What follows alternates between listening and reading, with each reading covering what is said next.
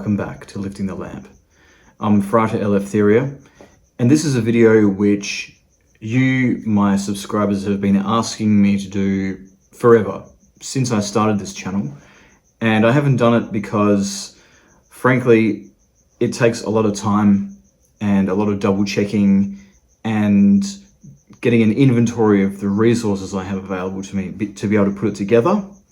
And now I've finally been able to do all of that for you.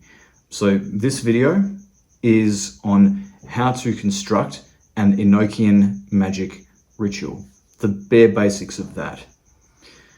And as you've probably guessed, because it's Enochian, nothing's simple, everything's complicated, and so it takes a while to get it right. And I still don't have everything that I wanted to have like a really good quality video on this topic. But I think the video that I've come up with tonight is in a way better because it's not showing you how to do a perfect Enochian ritual with a table with all the dimensions exactly right, handcrafted with the right paint and everything else, and the right materials for all of the talismans and all of that. But what I will be demonstrating tonight is how to construct a basic Enochian magic ritual in a way that is accessible, achievable for anyone, while still having a certain commitment of resources and having a method which has a decent amount of faithfulness to the original D.N. Kelly received instructions from the angels on how to create such a ritual. It is something which is a simplified version of all of the Enochian setup, but which still works. To create all of the tools to the exact description of D.N. Kelly is something that's extremely time consuming. You have to basically build your own wooden table or commission someone to do it for you with very specific requirements, and it's just something which can be daunting, intimidating for people trying to approach this area of magic, and something which most people don't have the time or the resources to devote to. So the method that I'm going to be talking about tonight acknowledges everything that you need in a ritual such as this, the bare essentials, but it takes a more minimalistic approach, a kind of Lon Milo Duquette approach to the construction of the Enochian tools. Duquette did a fantastic book called Enochian Vision Magic on the basics of Enochian magic.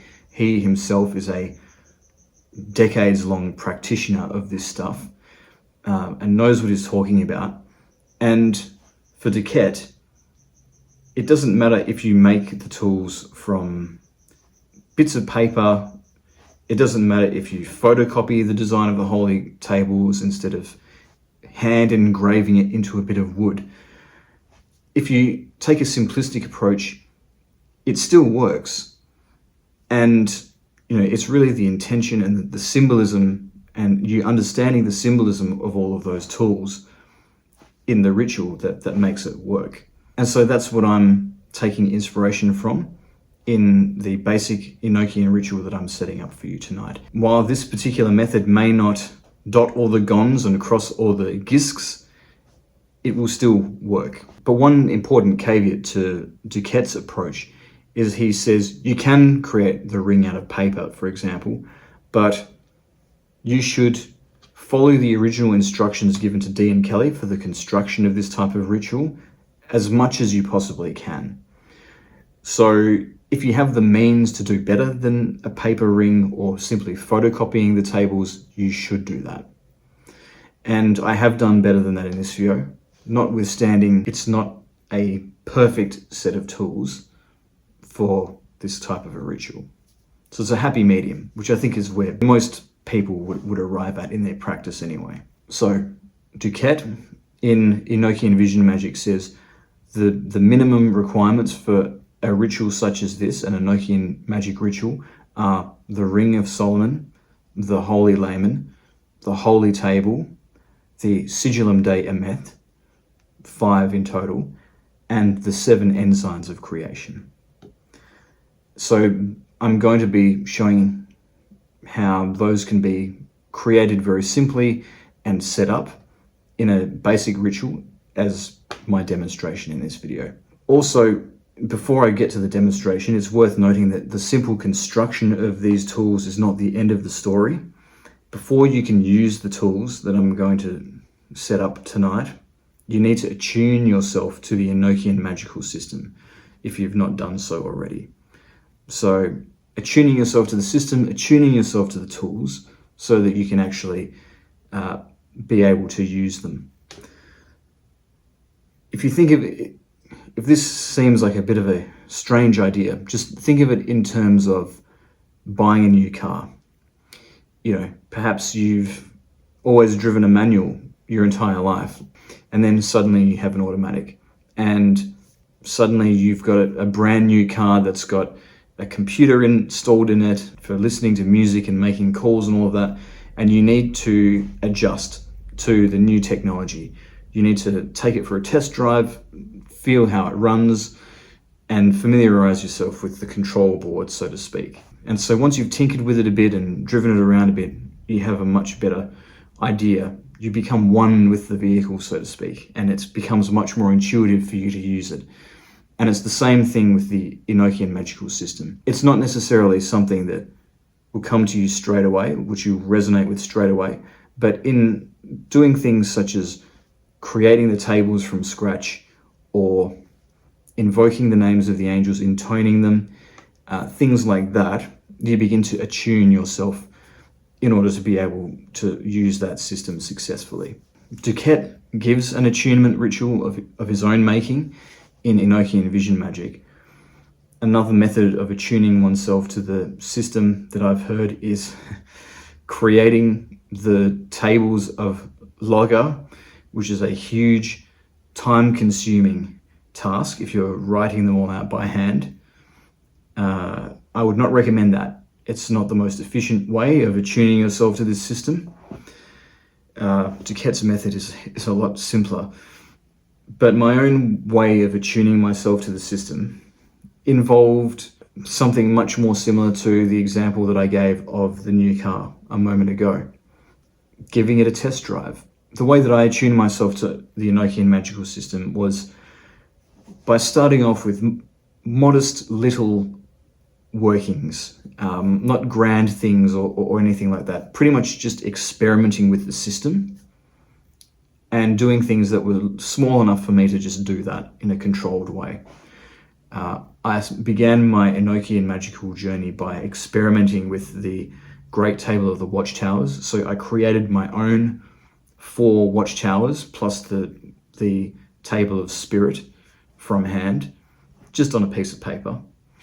And then I started to experiment with calling forth seniors and different angels of the watchtowers, not for any big thing that I wanted or wanted to learn, but simply to see what the angel looked like, how it appeared in the vision, and also experimenting with different altered states of consciousness that I could induce by calling upon these angels and just paying attention to the different states that different angels induced and how they felt. And I did several workings like that, and that's how I attuned myself to the Enochian magical system. As I did that, I became more familiar with the language, I became more familiar with the different tools, as I read and reread the rituals that I was meant to do, and that was how the attunement happened for me. So before you do anything ambitious with the ritual setup that I'm showing you tonight, just ease yourself into it. Attune yourself to the system using one of the methods that I've explained here. So now that I've given an explanation of the basics of tonight's video and the topic of tonight's video, I'm going to get into my demonstration of how to set up a basic Enochian magical ritual. Enjoy. So the first thing that you're going to need is the Holy Table, the Sigillum Dei Aemeth, and the 7 Ensigns of Creation. I'm going to be talking about these tools as a set because they all kind of go together on the table. So I'll talk about them together. To begin with, the Sigillum Dei Aemeth. This is the famous symbol that we all associate with Enochian magic. And this sigillum, as one of the tools of the Enochian system, takes the form of a wax seal. As you can see here, there's this design of a 7-pointed star with multiple layers on the front, and then on the back there is the word Agla in a cross. And we want 5 seals for this type of ritual. We want 1 big seal, which will eventually be mounted on the holy table, and 4 small seals, which will go at the bottom of each of the legs of the table, so that the table rests on top of the seals. And they're quite intricate, and they need to be made with wax. My approach has been to simply outsource this. There's people on Etsy that make the Sigillum Dei Aemeth. You can simply order it online. That's probably the easiest way to source this particular tool, and you get a nice proper wax seal rather than something just made from paper with very little work that you need to put in yourself. So the next thing that you will need, which you'll need to construct for this kind of ritual, are the 7 Ensigns of Creation. These are 7 planetary talismans, 1 for each of the classical planets. Ideally, they are inscribed on tin or painted directly onto the holy table itself using yellow paint. However, you can also make them from cardboard or something similar and just write the symbols on the card. My own ensigns here are made from cardboard and coloured with a yellow gold kind of pencil. And these will be arranged around the sigillum, around the large Sigillum Dei Aemeth that goes on the holy table. I'll demonstrate that later in this video. So the holy table itself. This is a very important tool. Ideally, this table will be a table made from sweet smelling wood, and it will be 3 by 3 by 3 feet in size, so that it has the dimensions of a perfect cube. And ideally, on top of the holy table, the tabletop, there will be, when you put the design of the holy table on top of it, the border will be 1 inch thick, and the central square of letters in the middle of the holy table will be 6 by 6 inches.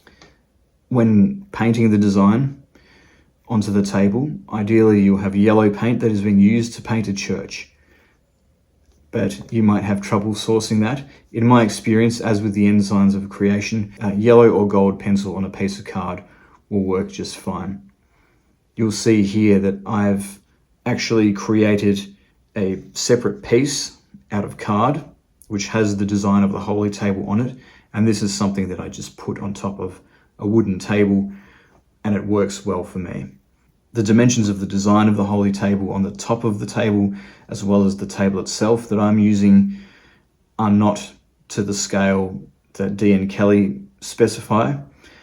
However, it can be hard to find a table with exactly the right proportions, and to also scale and proportion the design on the holy table according to that.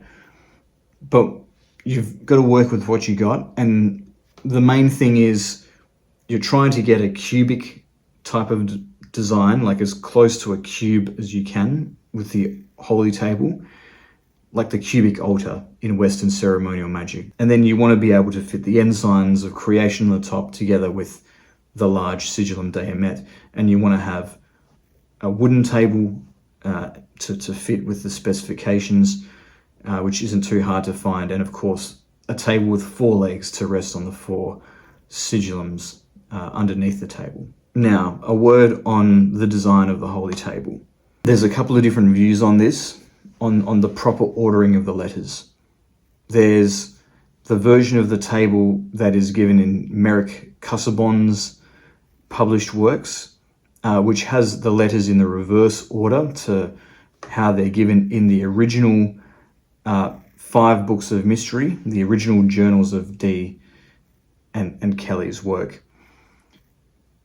And shown here, the version of the table that I'm using has Casaubon's version. Technically, the 5 books of mystery version is more faithful to the original table design. However, the Enochian language can be written from left to right or right to left for various different reasons. I don't think we need to get as hung up on this point as some people do. I'm using what I have available to me at the moment, but if I were to create all the tools from scratch again, I would create the design of the table according to the 5 books of mystery design. And if you're creating the tools from scratch, I would recommend you do the same. But both versions work in my experience. And when the Ensigns of Creation are painted or placed on the table, there's a particular order that they need to appear in. I will include an image of the proper order of the tables with their planets in this video, assuming that you're going to be placing them on top of the table as separate talismans rather than painting them onto the table. And that will give you an idea of how the ensigns are supposed to be laid out. So, you've got everything you need for the table and its accessories. This is the order in which you start to construct everything. First, you put down a cloth of red silk on the ground.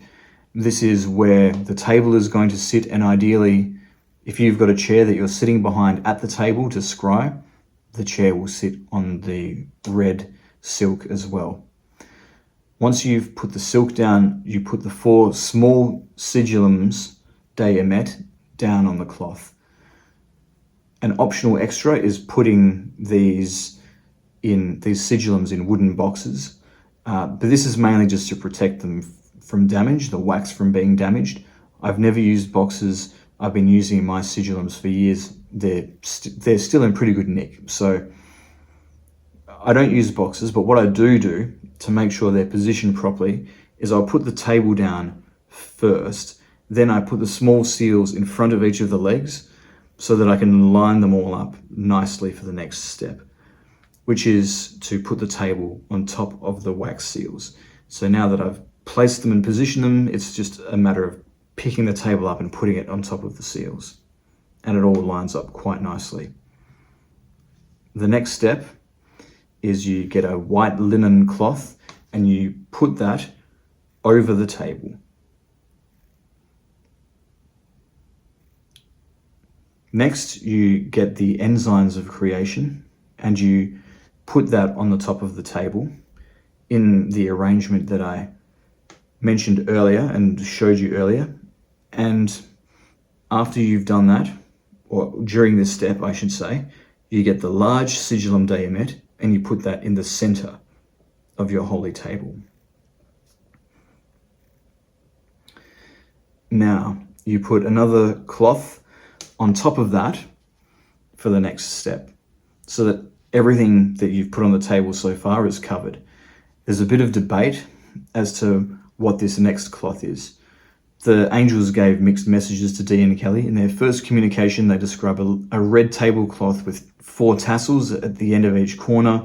In another vision, they describe a cloth that changed between red and green. And in another vision, they describe a cloth that should be, quote, the most changeable that can be gotten, end quote. Since none of the visions were described as a devilish deception, as are some earlier versions of some of the other tools in the visions, I treat these 3 different visions as a multiple choice in terms of selecting the correct cloth.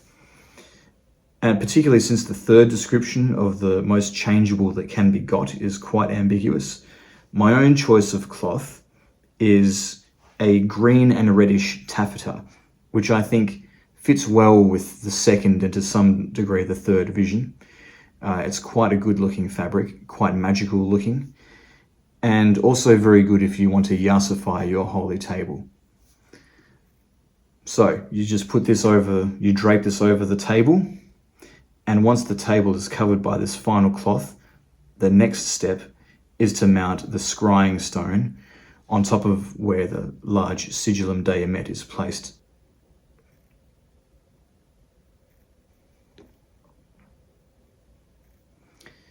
And now your holy table is fully set up. The next tool that you will need is the Ring of Solomon. This is something that's quite common in practical Kabbalah, in Solomonic grimoires, and it's used in Enochian magic as well. In the Enochian system, this takes the form of a gold ring with this particular pattern on it. the main feature of which is the word Pele around the ring, a word meaning wonder. This is what mine looks like. It's supposed to be made from pure gold. I have simply got an iron ore ring and painted it with gold paint, and painted a bit of cardboard with gold paint for the setting on the ring, and then written on it with ink, and it's worked just fine for me. The fact that I used ore might give it a bit more of a Mars-like energy than perhaps was intended, but it's helped me to get things done, so no complaints there. And then the last thing that you need to create is the Holy Lamen. So there's two different designs for this Lamen, one on the front and one on the back. The front contains names of angels taken from the Heptarchia part of the Enochian system. The back includes more angelic names in a circle, and in the center of this, Dee was instructed to affix a particular crystal lens that he received, actually with an encounter with an angel that appeared by his window, which kick-started the whole reception of the Enochian magical system and the whole journey that Dee went on with that, to receive that. So there's no specific instructions for materials used to create this Lamen. My Lamen is constructed on white card with black lettering, and I've suspended it around my neck with a bit of string, like an access card. If you go into a conference or a top secret meeting or something, to show everyone that you're official and you have the authority to be there, you wear one of these lanyards around your neck. The Lamen in Western ceremonial magic plays a very similar role symbolically. It's giving you access to the divine realm, to the angelic realm. It's giving you power and authority. It also has protective purposes, as will be explained. So that's all well and good for creating the different names of the angels and everything. But what about this crystal? I'm not lucky enough to have been given any sort of crystal artifact by an angelic being that materialized in front of me. So I had to innovate a bit with the crystal that I used. What I did was I found a piece of labradorite, bought a piece of labradorite, and affixed it where the crystal lens of John Dee would have been. I chose labradorite because it's a gemstone with properties that are a good fit with the Lamen and what it's meant to accomplish. It is a stone of magic. It facilitates personal transformation, protects against negative energies, which is one of the things the Lamen is supposed to do, and it strengthens intuition and encourages spiritual insight.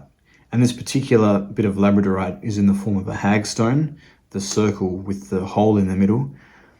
The hagstone is good for opening spiritual gateways and then allowing us to see into the other world through the gateway opened by the hagstone, which traditionally is by looking through the hole in the middle.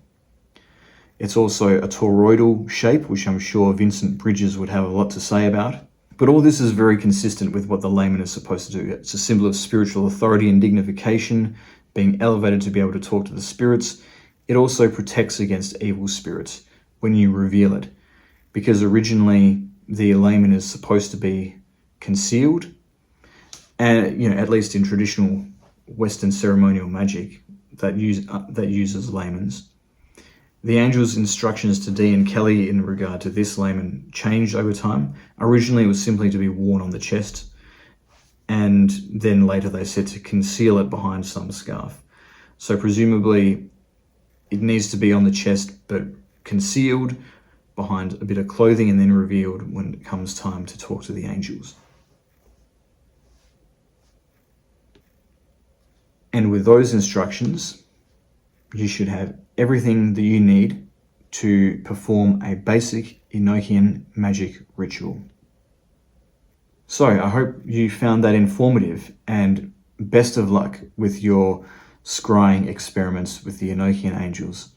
And if you did enjoy this video, please leave a like, subscribe to my channel to support my work, hit the notification bell so you know when I post a video each week, hit join or thanks to support me further.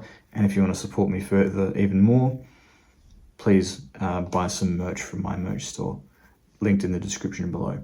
But thank you again for listening, and I'll see you next time.